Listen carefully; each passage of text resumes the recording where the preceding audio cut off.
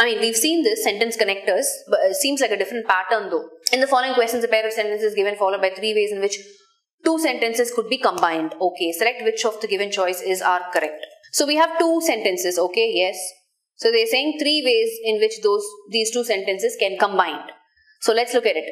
2016 taught us, among many other things, not to second guess Prime Minister Narendra Modi. So the first part is saying last year, among many other things, what last year also told us is not to second guess Prime Minister Narendra Modi, meaning don't have second thoughts about his ability to do something or achieve something, or in the position that he is given, the tasks that he is, implementing. Don't even think twice that it is wrong. Right? That's what the first part is saying. And then 2 says, he was evolved from an incremental reformer to the one who could take revolutionary steps full of dangerous risks. Now, if you look at the second sentence, right, it is only adding to sentence 1, right? Why should you not second guess? Why should you not second guess PM Narendra Modi? PM Modi. Right? That's what sentence 2 is, PM Modi ji, right? So, now let's look at it.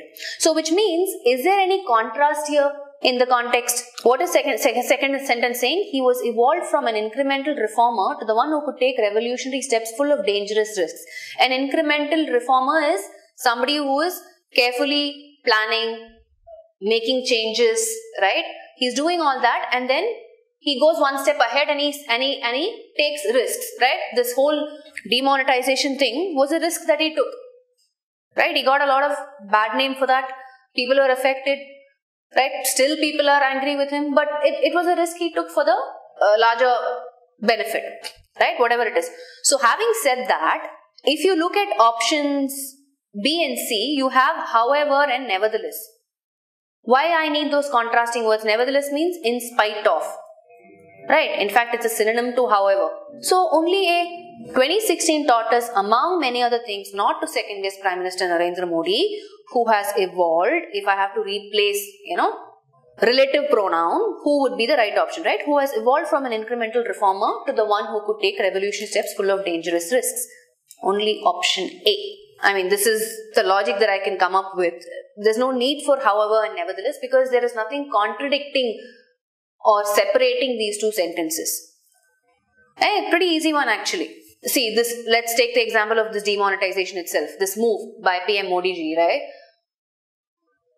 So people were already kind of doing a lot of speculations. They were having their own predictions about how they were guessing what will be the outcome. So when you are second guessing somebody, it is not necessarily criticized after outcomes. You can still second guess before the outcomes also. Right? Basically, second guess means you are guessing, you are predicting, hey, this person has done this move, but I'm not too. So many of them gave their own opinions, right? They shared their opinion saying, I don't think this is a good move, not happening, all of that. You can second guess either ways, not necessarily wait for the outcomes.